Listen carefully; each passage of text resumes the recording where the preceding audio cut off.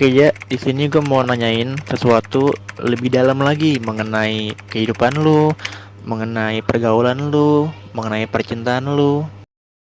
Nah, gua kan kenal sama lu kan dari sekolah. Lu kan dulu ada kelas gua.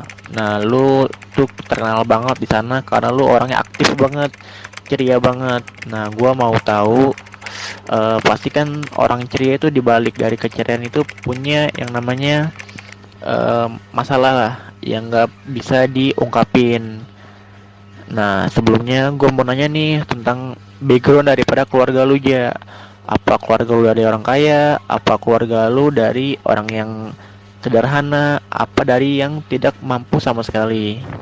Oh, oke. Jadi di sini tuh keluarga gue tuh dibilang keluarga orang kaya, enggak ya, enggak kaya sih.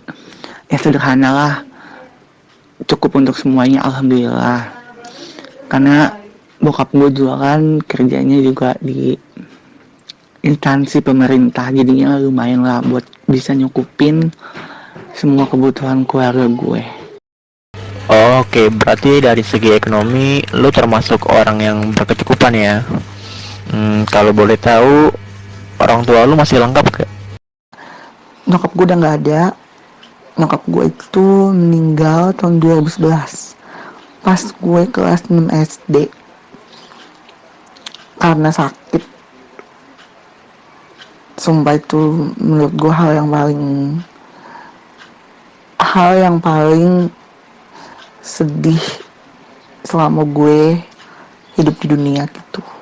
Berarti lu ditinggalin sama ibu lu itu dari umur SD yang dimana umur-umur segitu masih butuh dengan kasih sayang seorang ibu, perhatian kedua orang tua, dan lu sendiri itu dari kecil nggak mendapatkan itu, paling cuman ayah aja.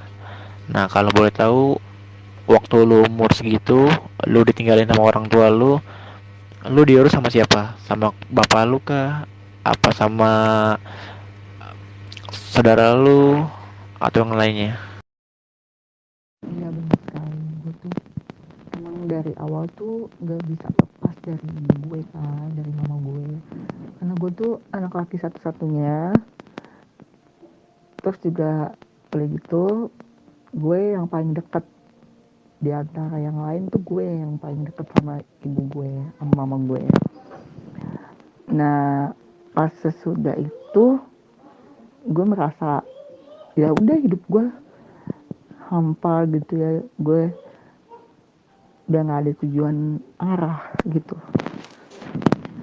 Iya, sesudah ibu gue meninggal gue diurus tetap sama bokap gue, tapi tahun 2013 itu bokap gue itu pindah ke Bogor kan karena dapat rumah dinas di sana, dan gue tetap stay di Jakarta karena gue di situ masih SMP kelas 2 apa kelas 3 gitu, jadi tanggung gue mau pindah. Niatnya tuh gue mau pindah nanti sesudah lulus SMP, tapi karena gue terlalu nyaman di zona gue dan sampai akhirnya gue SMK pun Jakarta.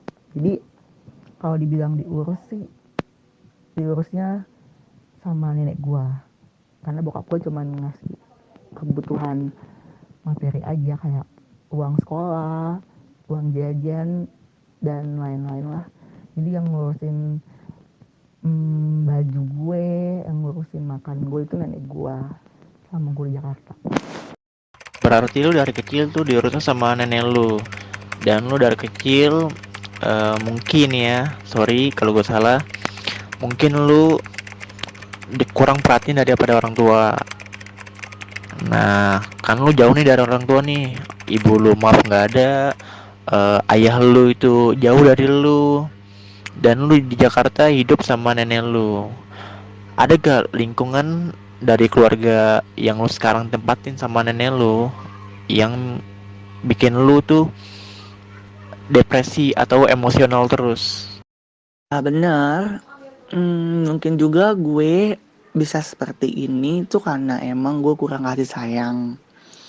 Oke, bapak gue mungkin ngasih semua kayak uang jajan, kebutuhan sekolah, tapi kan dia nggak nggak bisa kasih kasih sayang yang bukan materi gitu loh maksudnya, ya kan?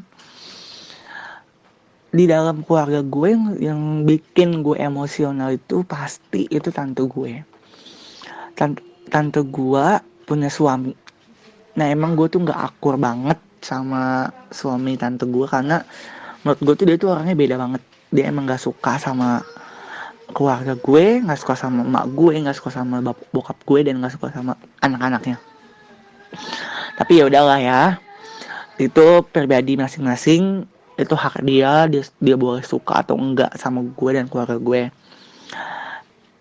Tapi gue ngeliat dia tuh kayak emosi aja gitu loh, nggak tahu kenapa ya, gue bingung. Ya sih gue paham, karena kasih sayang orang tua, perhatian orang tua itu tidak bisa dibeli dengan materi sebesar apapun. Berarti ada ya orang yang gak suka sama lu di rumah, di lingkungan lu, yang lu hidup di sini mungkin sendiri, yang kedua orang tua lu nggak ada, yang jauh dari kedua orang tua, yang bikin lu stres, yang bikin lu mungkin depresi, yang bikin lu bete di rumah, yang bikin lu gak nyaman lah di rumah itu. Gue mau nanya dong, apa yang lu lakuin ketika orang tersebut membuat lu bete, membuat lu kesel terus? Apa yang lu lakuin? Lu melampiaskannya kemana?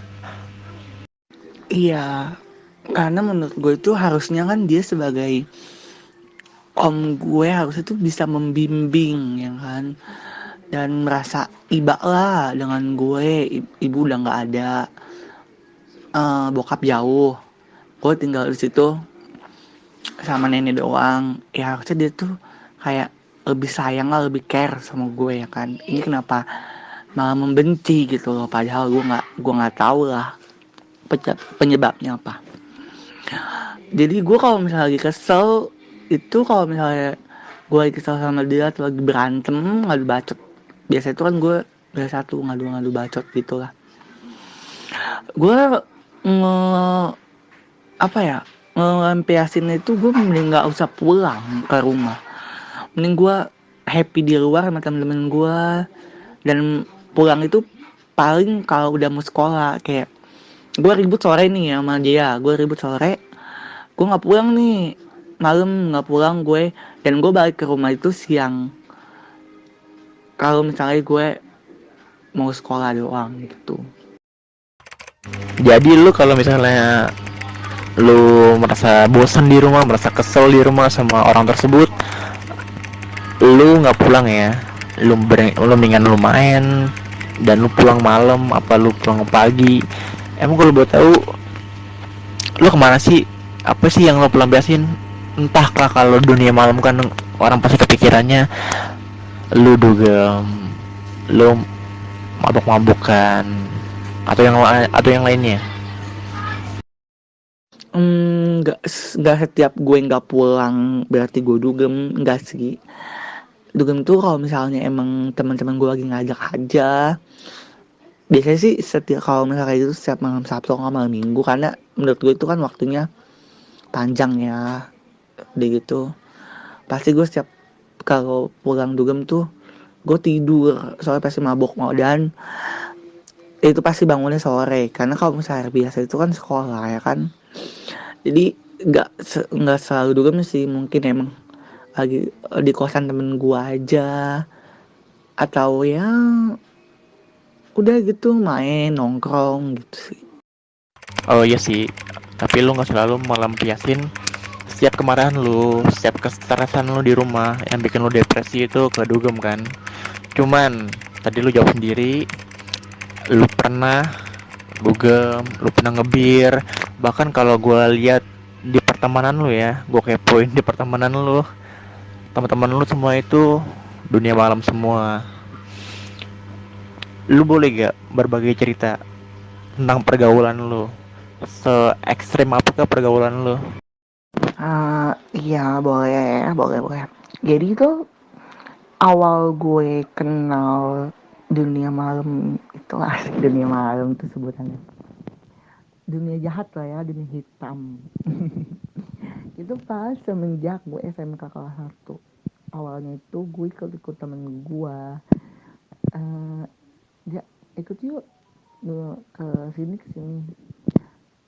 dan gue ya udah ya aja, karena gue juga di situ bebas, gak dilarang sama sekali.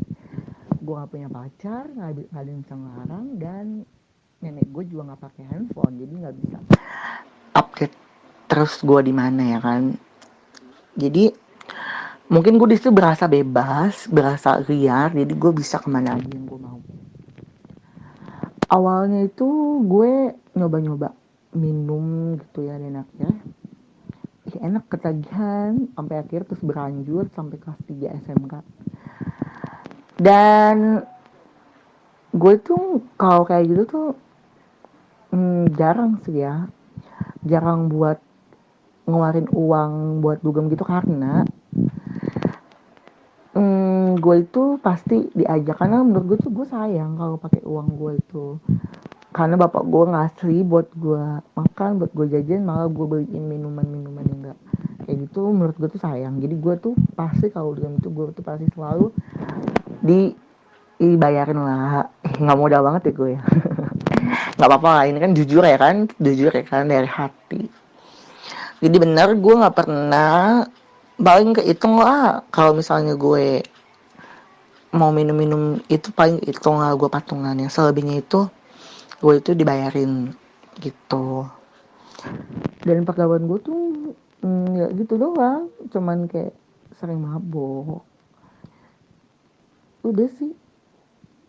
Dan alhamdulillah sih sekarang agak berkurang ya, karena mungkin udah semakin gede, semakin mikir, nggak jelas buang-buang waktu seperti itu. Paling nggak munafik sih, sesekali pernah, sekali mau, tapi nggak kayak pas waktu SMK tiap minggu jalan, kan harus jalan, kalau nggak gini gimana gitu. Jadi mulai gue lulus SMK itu gue tuh udah mulai berkurang tuh dugem-dugem mabuk-mabuk gitu, karena emang gue juga udah nggak terlalu suka minum ya kok semenjak lulus SMA. Nggak tahu, mungkin karena emang badan gue udah semakin nggak sehebat dulu ya bisa semua diminum ya kan. Ya udahlah, jadi kayak gitu. Jadi pergaulan lu itu bisa dibilang pergaulan ekstrim ya, karena dari segi tadi lu cerita tentang mabuk terus sama temen-temen lu, apalagi kalau lu zaman sekolah, lu mungkin hampir setiap hari, ya lingkungan lu begitu, benar-benar ekstrim sih menurut gua. Cuman tadi yang dibahas sebelumnya yang mengenai depresi lu, berarti lu happy kan dengan pergaulan yang lu lakuin itu, lu seneng kan, lu bisa ngilangin stres lah ibaratnya ya kan. Nah tadi tuh lu ngomong kan, nah ini yang suka menjadi kontroversial sih, yang banyak-banyak yang mungkin orang lain udah pada tahu sih, yang temen dekat lu lah, mungkin lingkungan lu yang mengenal lu udah pada tahu.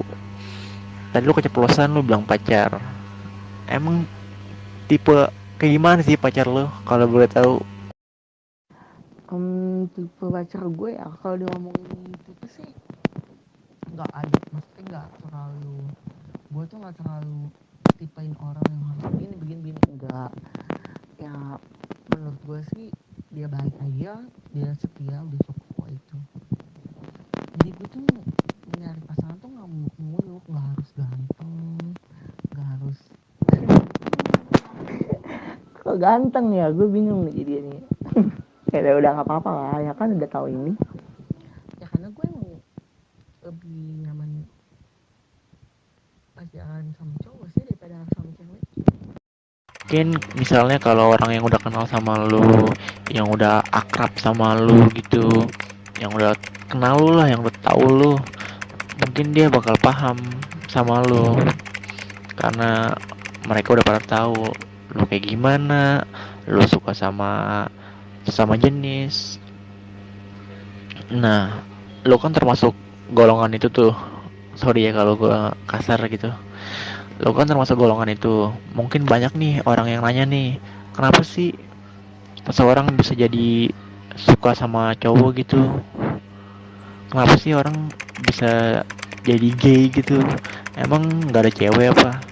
Nah, gue mau nanya sama lo nih. Gue sebagai perwakilan lah, perwakilan daripada orang-orang yang nanya hal itu, cuman bingung sama siapa. Nah, kebetulan kan gue punya lo nih. Maksudnya kita kan bersahabat. Lo, gue kan tahu lo. Boleh gak lu cerita sedikit di YouTube gue ini, kenapa sih seseorang bisa jadi suka sama cowok gitu, sama jenis ya? Kalau menurut gua itu banyak hal yang buat orang itu jadi menyimpang. Menyimpang itu dalam arti dia suka sama sesama jenis. Gue tuh nggak bisa menyimpulkan langsung kenapa nih orang bisa jadi suka sama sesama jenis, karena itu ada apa ya, kayak ada itunya masing-masing, alasannya masing-masing. Tapi kalau menurut gua, yang gua alamin sendiri, karena gua itu pertama kurang kasih sayang, dan kedua itu gua pernah suka sama cewek, dan akhirnya gue dikhianatin, gue diputusin pas gue lagi sayang-sayangnya sama dia. Dan pikiran gue di situ, menurut gue ya udahlah, gue ngapain pacaran sama cewek ya kan, percuma, gue udah sayang tapi tetap aja disakitin. Dan dari situ gue memutuskan untuk ya udahlah, gue berhenti pacaran dulu. Berhenti pacaran selama setahun gue nggak pacaran, dan lanjut lagi tuh ada orang yang bikin gue nyaman. Tapi itu bukan perempuan, itu laki-laki. Pas gue kelas 2 SMK, itu ada orang yang bikin gue nyaman, ada yang bikin gue merasa ini gue, ada yang bikin merasa gue tuh bisa jalanin semua hidup gue yang kayak gini gitu. Dan sesudah itu gue nyaman dan gue menjalani hubungan selama 2 bulan, 2 bulan atau 3 bulan itu gue lupa. Dan sesudah itu gue berpikir, gue sama dia mikir, kita gak bakal mungkin kayak gini terus ya kan. Dan akhirnya gue memutuskan untuk break dulu, kita memikirkan dulu satu sama lain. Udah gitu, udah selama break itu gue tetap aja gak bisa ngelupain dia, gak bisa, tetap aja gue mikirin dia terus gitu. Dan akhirnya gue mencoba buat chatting dia, gue coba chat, aku gak bisa deh kayak gini. Dan dia pun sama, dia mau ngomong gini, iya aku juga kepikiran terus. Padahal itu selama 2 bulan gue kenal sama dia. 2 bulan tuh waktu singkat ya menurut gue ya, tapi itu tuh udah bikin gue nggak bisa hidup ya, nggak bisa ngelupain dia gitu aja sehari tanpa dia gitu. Baik gak sih sebenarnya gue enggak, tapi ini beneran serius kayak gitu. Dan ya udah sampai situ udah. Jadi kalau misalnya ada orang yang nanya kenapa orang bisa jadi gay atau jadi suka sesama jenis, itu banyak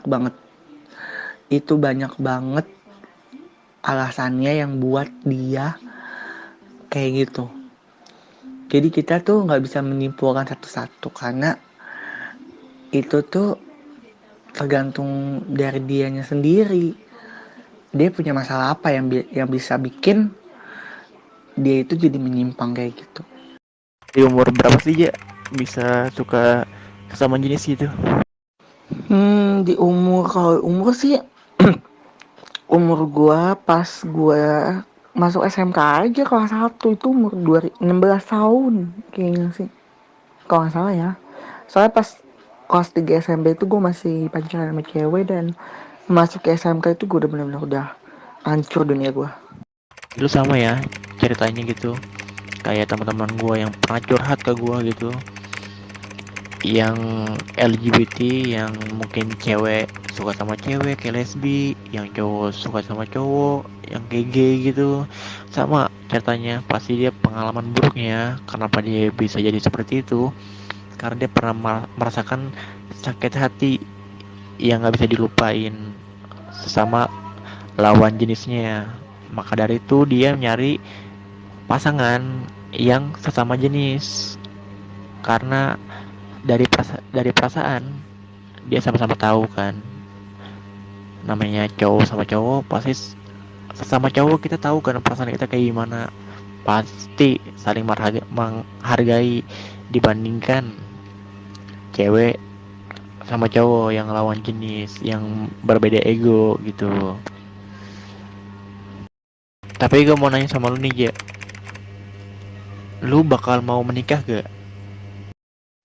Iya, makanya gak boleh saling menjudge orang sebelum tahu kebenaran, sebelum tahu alasan dia itu menjadi seperti itu kenapa. Kita jadi manusia tuh yang baik aja lah, jangan sering menjudge orang karena orang itu begini begini bikin lo begitu sih.